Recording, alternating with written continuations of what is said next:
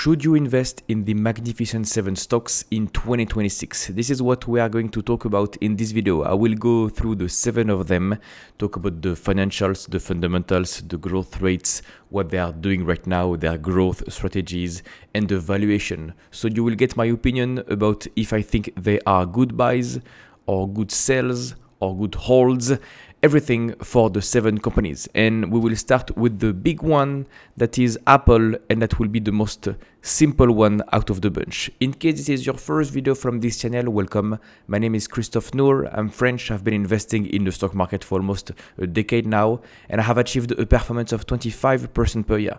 And I have been a shareholder of Amazon, Google, and Meta. These are the 3 companies that I was a shareholder of, and I'm still a shareholder of. I still own Meta, Google, and Amazon. And you will understand in this video why. So let's start with the first one, with Apple. You all know this company very well. You all know that they don't invest in CapEx. They don't invest in AI. It's a big, profitable company owned by Warren Buffett and Berkshire Hathaway. And the stock has been a multi-bagger for many years now. And we are at $4 trillion of market cap. Very profitable. It seems like nothing is ever happening to their iPhone new developments. And this is part of their strategy. Every year they release a new iPhone. They want the iPhone to be slightly better, but not too different from the other versions, because they want the mode to be intact. If they were changing the iPhones every year, if you had drastic changes, customers will be worried. Customers would be a little bit fed up. So it's part of their strategy to do slight changes, a little bit of camera, a little bit of memory improvements here and there, and the prices are getting better. So Apple has immense pricing power. In the past, people were worried about paying $1,000 for a phone. Now you can pay $2,000 for a phone. And in the future, you will have to pay $3,000 for a phone. It's fine. This is the world we live in, and Apple has understood this very well. So what they are doing with their cash is very simple. They don't invest in massive CapEx. They don't invest massively in AI. They just grow a little bit. Look at the revenue growth rate. The growth rate is a little bit stable since 2020, but they are profitable.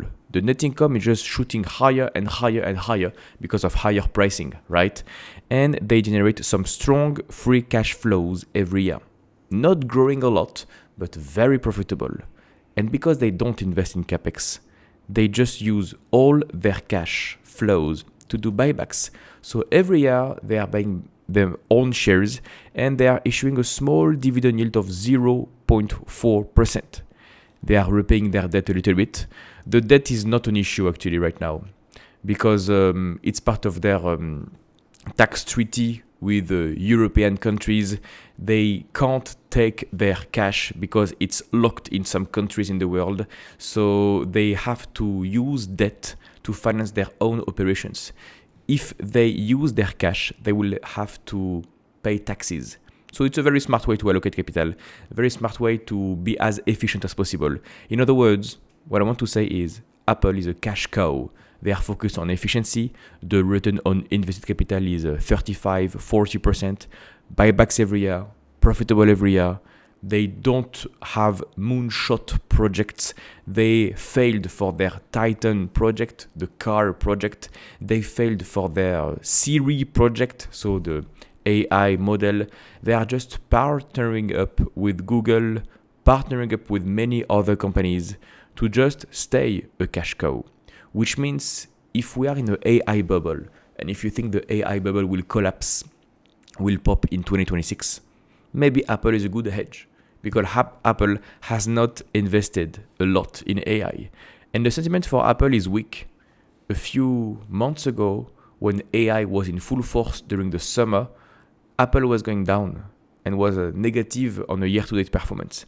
And people were saying, okay, Apple has missed the boat. They don't invest in CapEx. So it's a loser stock. And now, as you have more and more worries about the potential AI bubble, the stock for Apple is going up because people say, how disciplined the management was, not spending billions and billions of dollars in capex. Look how wonderful Apple is, how conservative Apple is, because they are not spending $100 billion in capex, but they are doing everything on a conservative basis to do buybacks, etc., etc., etc. So the sentiment is weak. So what do you think about Apple right now? Actually, the thing to consider, you have two things to consider actually for Apple right now if you want to be invested. You can look at the revenue growth rate over time, and you can see that this is a company that has never grown their revenue a lot for the past 10 years. Now the revenue is going up by 6%. Nothing really huge, right? You have some pricing power for this business model, but you are a single-digit grower. But because of some efficiencies, some tax advantages, the earnings per share, well, the net income, let me start with net income. Net income is rebounding a little bit. The net income is growing a little bit more. And because the company is doing some buybacks, the diluted EPS is growing a little bit more. So the earnings per share of this company is growing, but not so much. You don't have a lot of growth for earnings per share, even if you take into account the earnings per share.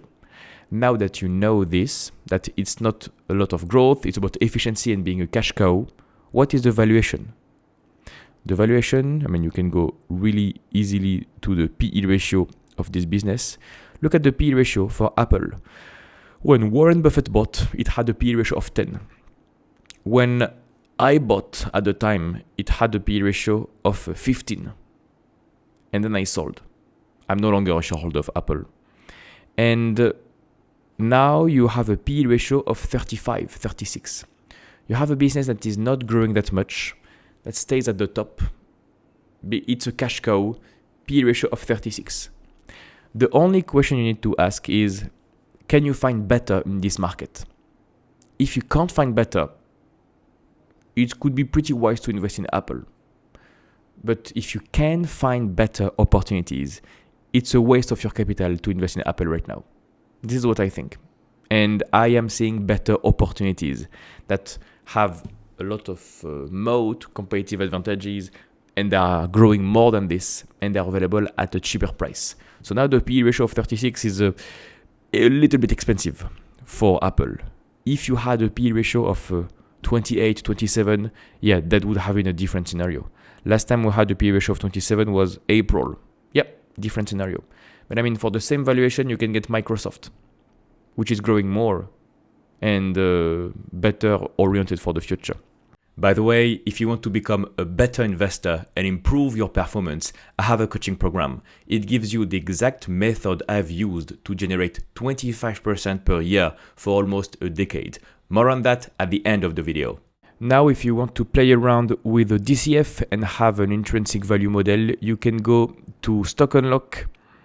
You see me navigate between Fiscal AI here and Stock Unlock here. You can use both my affiliate links in the description to get it cheaper. So if you want to use Fiscal AI, you will get it like 15% cheaper if you go through my link. So please use it. And same thing for Stock Unlock. You will get a discount of 10, 15%, something like this. So yeah, if you want to use these websites, and I highly recommend you use these websites, please go through my links because it will get literally cheaper for you at no cost. Just click on the link. It's the same, but cheaper. So if you use a DCF model on Stock Unlock has the best DCF model, and you think the free cash flow will grow, what has been the growth rate of free cash flow? 4% for the past 5 years. If you don't touch anything and you think the growth rate will stay the same, free cash flow growing 4% per year, they will do the same amount of buybacks for the next 5 years of 2 or 3% buybacks. They are continuing to grow their dividend yield.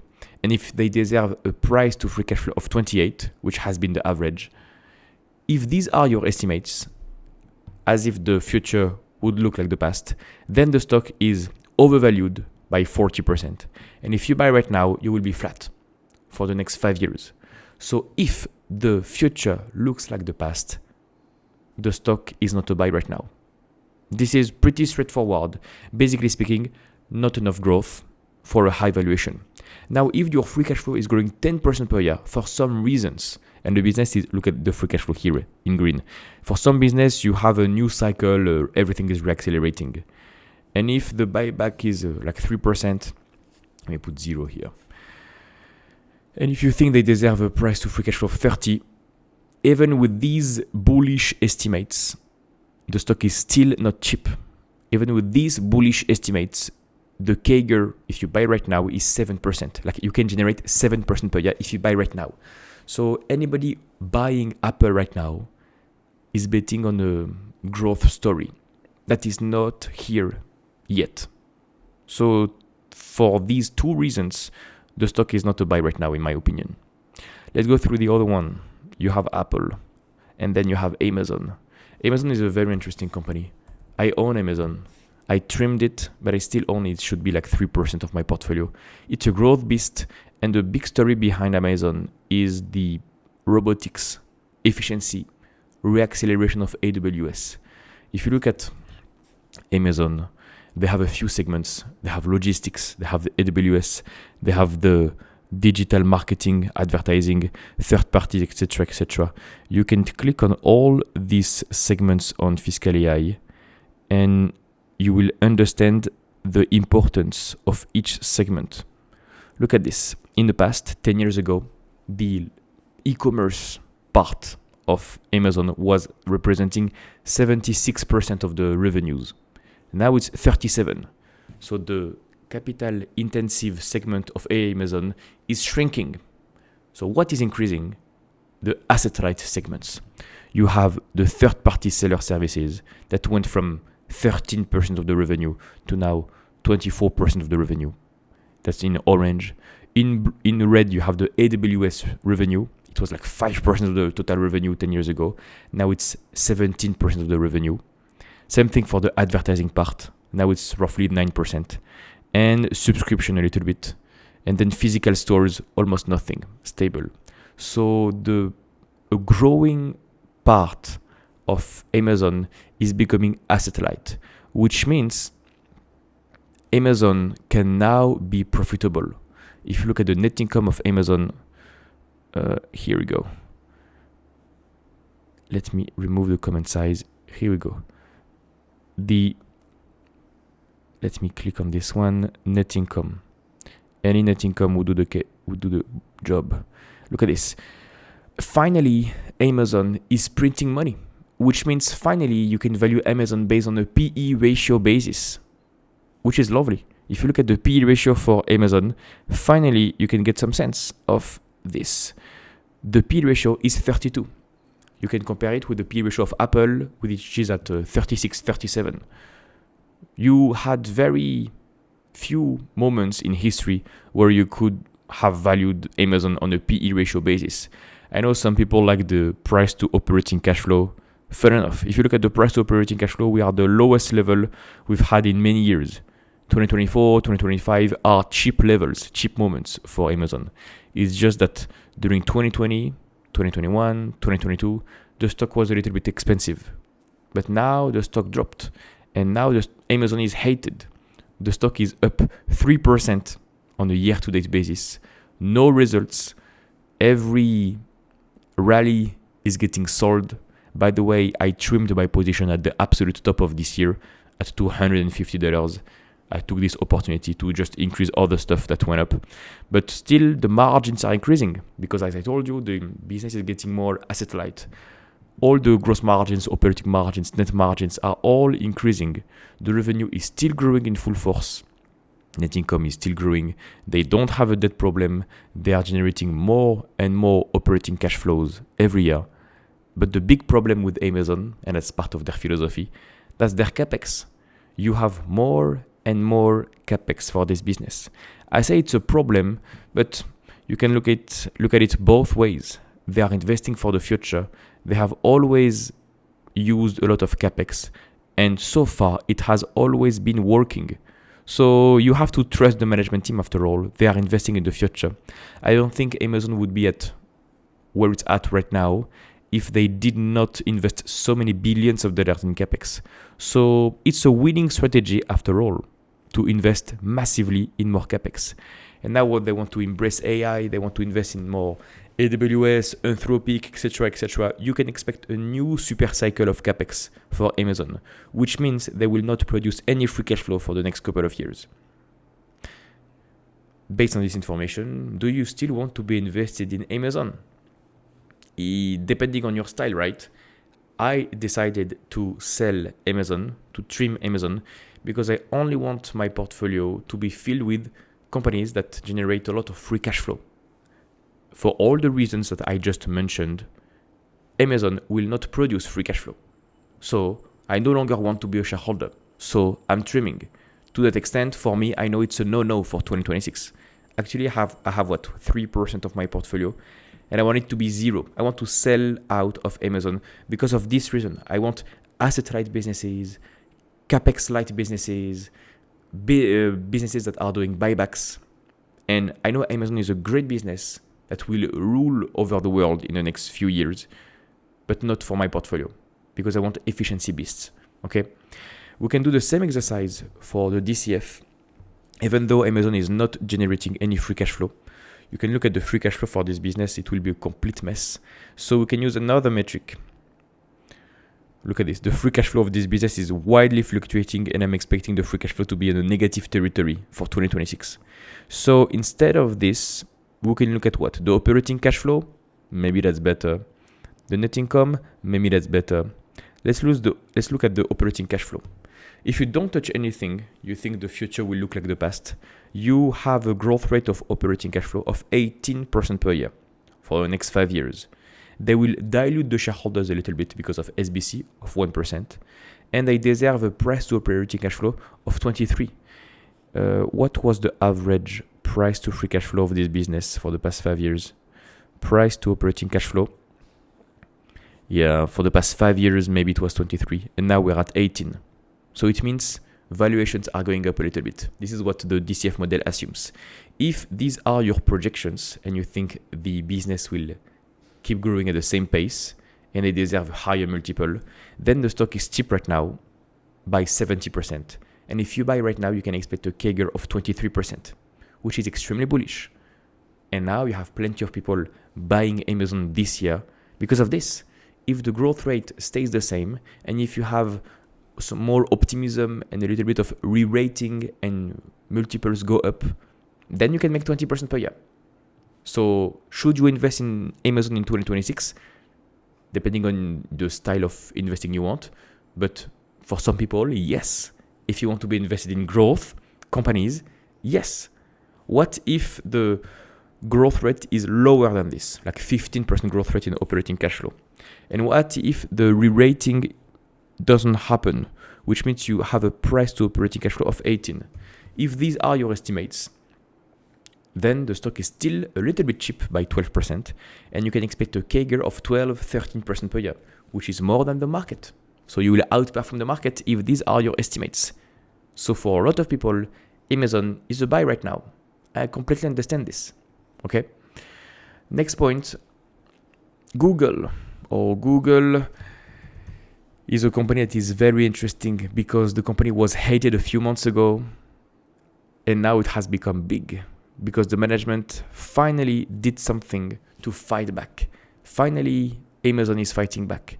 Google was considered to be an AI loser in last May, and the stock was down and they were losing market share. And now Google is considered to be a winner, an AI winner. The stock is up 60% year to date, market cap of almost $4 trillion, margins are up, Google Cloud up, Gemini in full force. They just implement products every couple of days. Gemini, the founders are back, they are killing ChatGPT. Sam Altman is completely panicking. Google is winning, and they have an infinite amount of cash to burn cash to continue to invest more and more and more. More capex, more data centers, more solar projects, more energy projects, and you have a cash cow with a lot of cash in their balance sheet. They will survive more than ChatGPT. They have the track record, they have the network, they have the chips, they have the network, they have YouTube, they have everything, they have the search, they have the models, they have the data, they have 20 years, more than 20 years of information from us, users. You have 3 billion users of Gmail or something like this. For several of their segments, they have more than 1 billion users in the world. This is maybe the only company on earth that has this level of information from its customers. And they're doing some buybacks here and there with some dilution. But the big story here is AI sentiment. And now I'm a shareholder of Google. It was like 10% of my portfolio, but the stock went up so much that it has become my largest position. So now 15% of my portfolio. And if you look at the PE ratio for this business, the stock has run up a lot. In the past, a few months ago, it was trading at a PE ratio of 16 and now 30. So yeah, it's very expensive compared to the past, I would say. Not very expensive, but quite expensive. And now you have an adjustment to make because Google is adjusting their numbers. Google is called Alphabet, so they are investing in all the private companies. And the value of these investments, the unrealized gains, are impacting the net income. So actually, if you adjust this valuation a little bit, you get a better sense of the valuation. And if you adjust for the investment gains, you have this new adjusted PE ratio to just look at the core operations of the business. I have to give credits to Arya with his YouTube channel and Twitter account. Please subscribe to him because he came out with this formula. Okay, so I created it again, but please, you can check what Arya on YouTube is doing because he was the one creating this formula. So credits to him.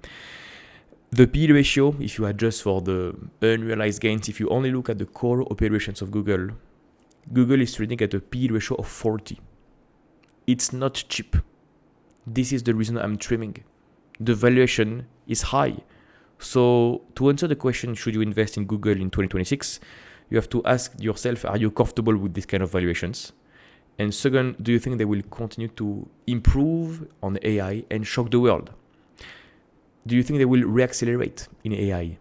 Can they do really better than this? Because they are right now releasing products every couple of days, which means you can have so much optimism into a stock.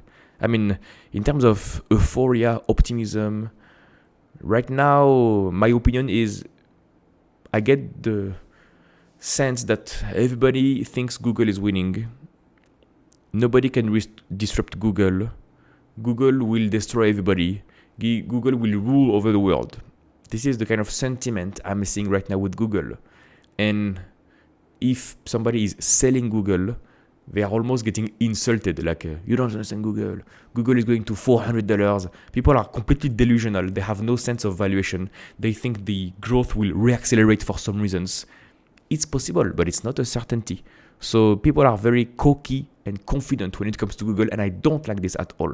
So is Google a buy in 2026? For me, it's a hold, but I will trim the position. I'm not comfortable having 15% of my portfolio with an expensive name, and I don't know if they will reaccelerate. So I will go from 15% of my portfolio to 10%. So I will trim, but still hold. Now you can play around with the DCF and have some fun. If you go to Stock Unlock, you put Google, you can look at the free cash flow. I mean, anything can do the work. For Google, you can look at the earnings. Earnings are more smooth, so maybe they will work out better. If you don't touch anything, and you think the earnings growth will continue to grow at 28% per year, they will do 2% buybacks every year, and they deserve a PE ratio of 23. If these are your estimates of large growth, then the stock is still cheap. Fair value is almost $600, and if you buy right now, you can expect a CAGR of 25% per year. Do you really think they can grow at 28% per year? I don't think so. This is my opinion after all. So if you look at the history of the earnings, what has been the growth rate of the net income? Net income. Fair enough. This has been the fluctuations over time. So sometimes doubled, sometimes negative.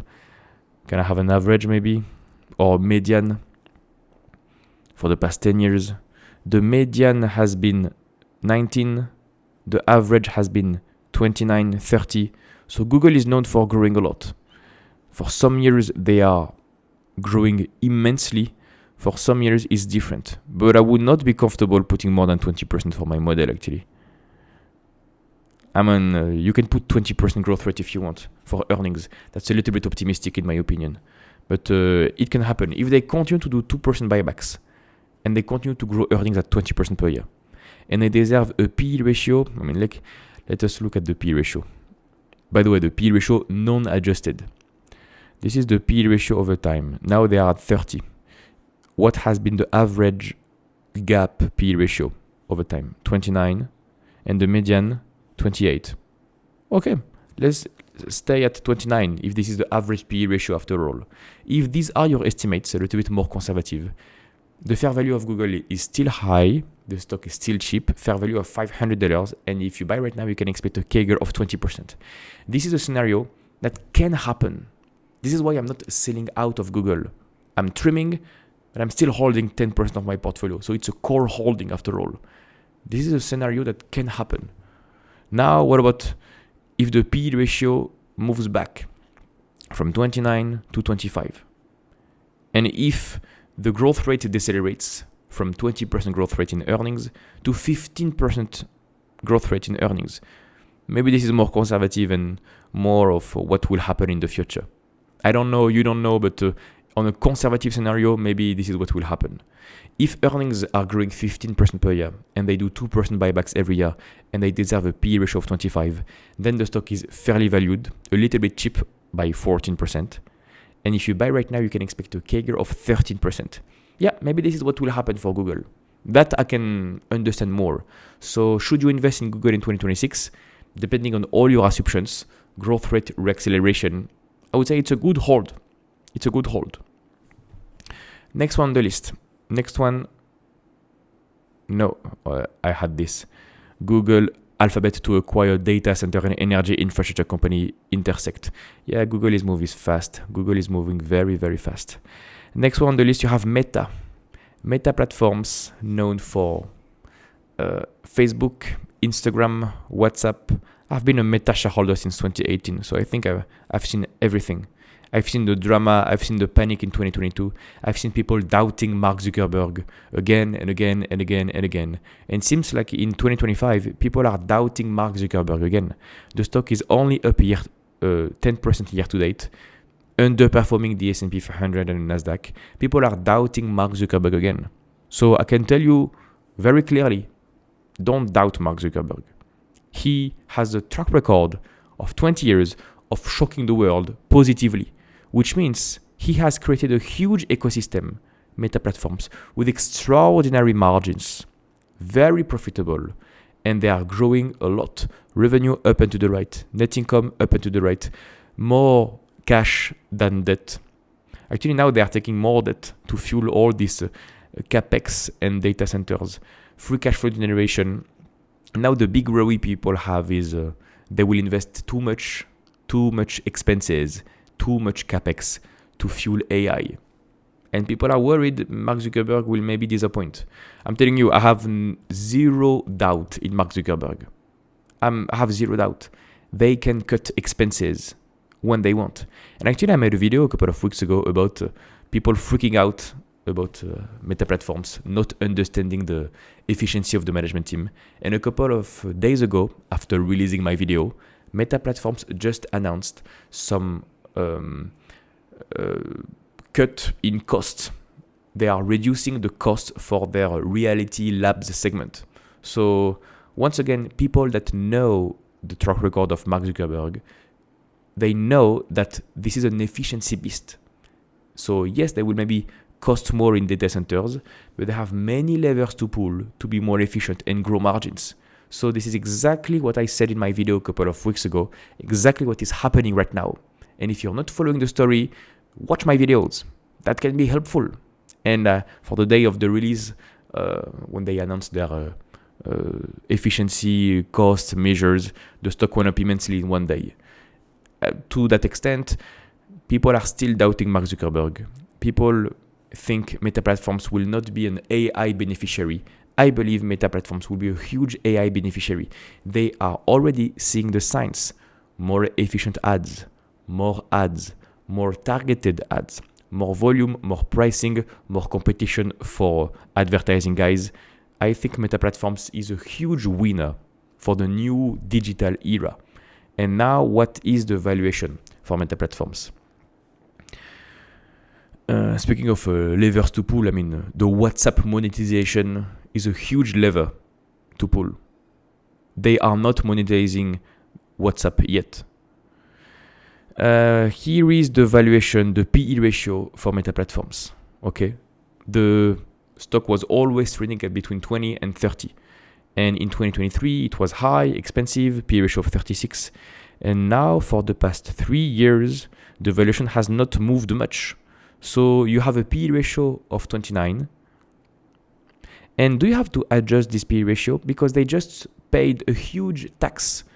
I can show you what I mean in case you are not following the story. The tax rate for Meta Platforms has increased in the last quarter. Look at the orange line here. Because they had to pay like a multi-quarters amount of tax. So the tax rate went from 10% to 80%. So the net income is decreasing a lot. The net income is peanuts for the latest quarter. So maybe the PE ratio should be adjusted because of this one-off event because of taxes. Maybe the forward PE ratio would work fine. Forward PE ratio or forward price to free cash flow. Anything can do the work. What about the PE ratio is quarterly, 29. Forward PE ratio, what do we have? Like 22? Yes, 22. I believe this is more correct. I think this is more right. So you have a business that is trading at a similar level to the S&P 500, forward PE ratio of 22, 23. So the same valuation as the overall S&P 500, but the business is not an average business. It's maybe in the top 5 most efficient businesses in the world, which means you have a dislocation between price and quality. To that extent, I'm extremely bullish Meta Platforms. Should you invest? This is my title of my video after all. Should you invest in Meta Platforms in 2026? I think it's a strong buy. And if I didn't have 10% of my portfolio in Meta Platforms, I would buy even right now. I would have bought the dip. This is what I said in my video a couple of weeks ago. I would have bought the dip here. Forward PE ratio of 20 for one of the top 5 CEOs of the world, top 5 business models in the world. I know this really well inside my circle of competence. I'm a daily user of all their platforms, and I've been a user for so many years. I know this quite well, so I'm extremely bullish Meta Platforms. The stock is cheap even right now. So, if you do a DCF of Meta Platforms, if you go to Stock Unlock, by the way, please, guys, use Fiscal AI and Stock Unlock. I cannot recommend these websites enough. Use them. Use my links in the description. It will get cheaper. You are wasting your time if you're not using these 2 websites. If you think, look at this, the net income is going down. What can I check? The free cash flow going down because of CapEx. Operating cash flow, yeah, to get the idea of the core operations of the business. Maybe operating cash flow is the way to go. If you don't touch anything, again, let's do this exercise once again. If you don't touch anything, the operating cash flows will grow 26%, like they have done in the past. You will have some buybacks of 2% every year. And you deserve a price to operating cash flow of 15. This has been the 5-year average if you don't touch anything, even if you take into account 2022. If you don't touch anything, the stock is a double. The intrinsic value is more than $1,000. And the CAGR, if you buy right now, is 27%. This is big. So what about the price to operating cash flow? Let me check the valuation of this real quick.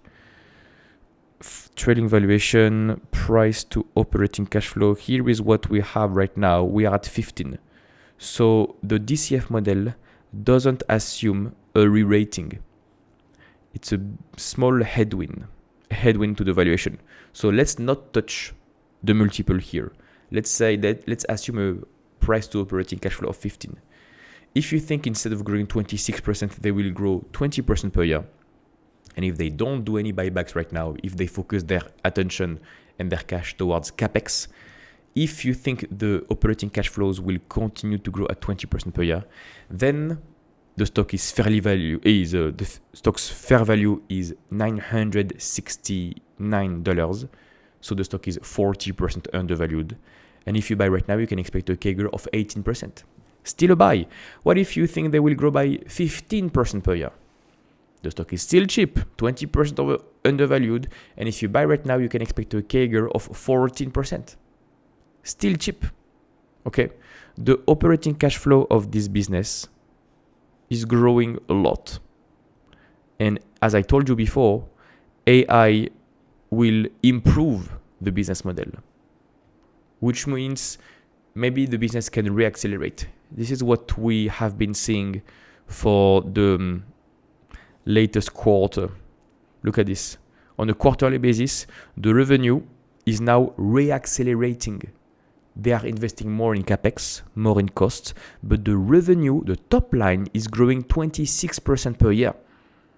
So there is a scenario when the operating cash flow can grow 20% per year. Frankly, there is a scenario it's possible. And if this is the case, the stock is cheap. So it's a buy. And the CAGR, if you buy right now, is 19% per year. So in my opinion, it's a good moment to look into meta platforms. Next one on the list, you have Microsoft. Microsoft, the analysis will be straightforward. You know the kind of moat they have. Nobody can disrupt Microsoft. The stock has run up immensely since April and then has done nothing since this summer. Extremely high margins. They will embrace AI everywhere. They are doing more capex, but not so much capex. Revenue up and to the right. Net income up and to the right. They don't have any debt problem. Free cash flow is going up and to the right. Extremely good management team. And they did some buybacks. Now they are stopping. This is not their priority. They focus on efficiency, embracing AI, margins, and growth. They have a small dividend yield of almost 1%. And everything is going in the right direction for Microsoft. So nothing much to say about Microsoft. Things go smoothly as expected. They have Asia and cloud. They are taking more and more market share. The revenue is just ticking up. Insane pricing power. They can increase their prices of the 365 Microsoft solution every year. This has been the revenue growth rate. Look how steady it is. No fluctuations. The revenue growth rate has been between 10 and 15%. The average for the past 10 years has been 13%. So you have a business that can grow 13% per year for many years. And do we see the same thing for the free cash flow? Free cash flow is here. What has been the growth rate of free cash flow for the past 10 years on average? 14%. So you have a business that can consistently grow 14%. They can do more than this. It's totally possible. They can grow 15, 17, 18, 20% per year. It's more steady. It's bigger than meta platforms. So maybe the growth rate will be a little bit inferior. But yeah, totally possible. They continue to compound wealth at 15%. It's a buy and hold for your retirement account. And what has been the PE ratio of this business? The business has always been trading a little bit expensively, especially since COVID, with a PE ratio of 35, and then 25, and back to 40.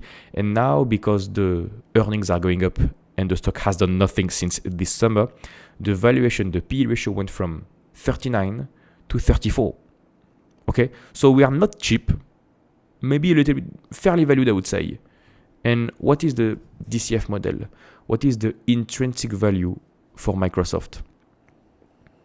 You have some assumptions to make. The assumptions are pretty simple. If you don't touch anything, again, let's do the same exercise. What are the metrics we have to look at? Free cash flow. Free cash flow can be good. Net income. Let's use net income. A simple model or operating cash flow. This is the same. Similar, same actually. So if you don't touch anything and the future looks like the past, the operating cash flow will grow 17% per year. They will do a tiny bit of buybacks, tiny bit of dividends, and they deserve a price to operating cash flow of 25. If these are your assumptions, by the way, price of operating cash flow of 25, let me check what has been the past valuation. This is what has been, this is what the price to free cash flow has been.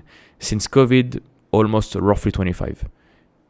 Before it was much lower than this. Okay, fair enough. If these are your estimates, then the stock is cheap by 50%. The fair value is $700.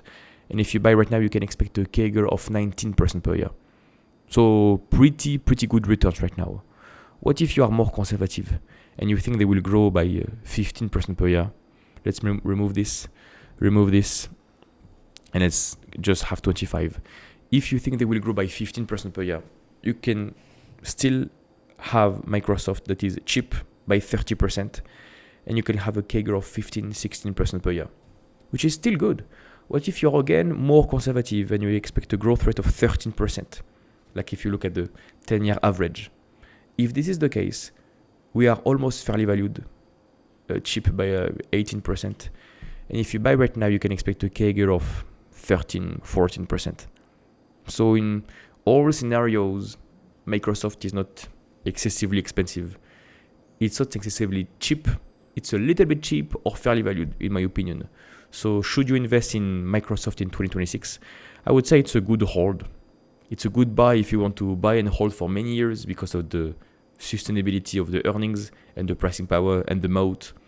And they have so many levers to pull with ChatGPT, including with ChatGPT. So pretty good hold. I prefer other opportunities like Meta platforms, but I can totally understand why people are buying Microsoft right now. Okay. Next point, you have Nvidia. Nvidia is a crazy company to follow.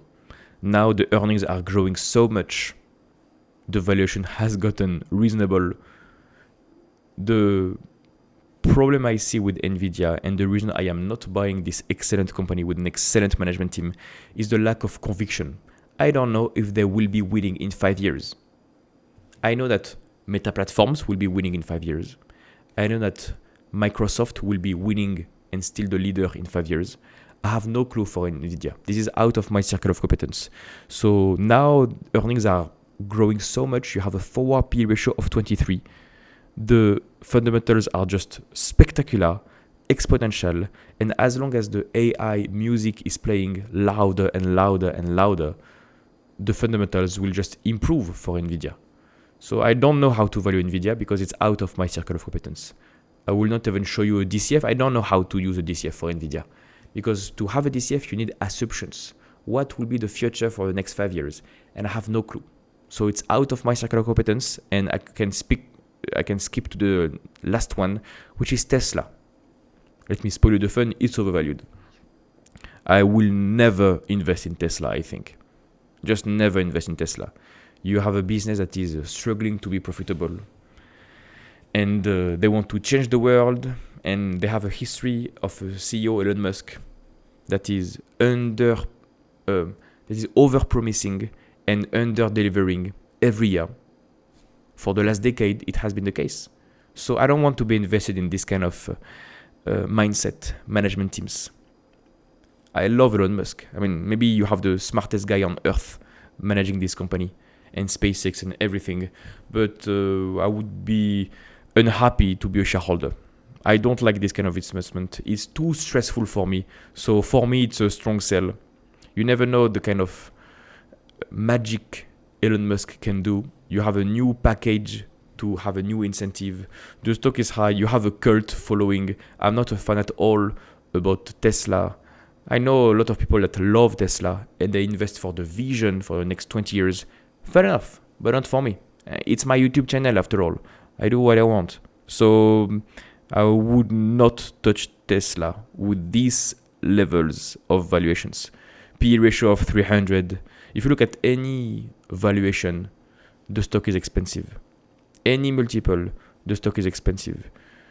I mean, they have net income that is dropping. You have less deliveries. You don't have a debt problem. Cash flows, not that big. They don't have the level of sustainability of returns that I want for my portfolio. So for me, it's a strong sell. Valuation is high, not a lot of predictability, and it's in the car industry, which I dislike as an investor because it's very hard to make money when you are a car business. You have too much competitive pressures. You have China that is coming for you for electric vehicles. So far, Tesla is winning, by the way. You have big car companies, Ford or Stellantis. Everybody is struggling to do electric vehicles. And Ford just announced they are stopping their investments in EVs. If big car companies are giving up, it means more market share for Tesla. So far, Tesla is the only EV company that is working from the US. But you have China that is coming and BYD and everybody. So Tesla is in a very hard industry to operate. You have a genius CEO, and can you really trust this CEO to be a good steward of your capital? I'm not sure. So far, people will say the stock has gone up. Yeah, the stock has gone up because of valuation. The stock is extremely expensive. So I don't want to be invested in companies with such a high valuation and not a lot of predictability and with a lot of difficulties in an industry that has a lot of difficulties and competition from China. So I will not even do a DCF, etc. I don't know what the future of Tesla will be. I don't know if they will be profitable in 5 years. I have no clue, so I can't make a DCF for this. But for me, I would not touch Tesla for 2026. I hope this was helpful for you to have a clear idea if you want to invest in any of the Magnificent 7 stocks. If you like this content and you want to go deeper, I have a coaching program. In this program, you will learn the strategy I use to outperform the market. You will learn how to find winning opportunities. You will learn how to properly value stocks, when to buy, when to sell, so that you can build a strong portfolio with great companies. Additionally, inside the program, you will have access to an exclusive community of like-minded investors, and you will also have access to my personalized guidance to reach your investing goals. Click the first link in the description to get more information. You will get a short video that explains how everything works, completely for free. No need for your email address, just click the first link in the description and I'll see you on the other side.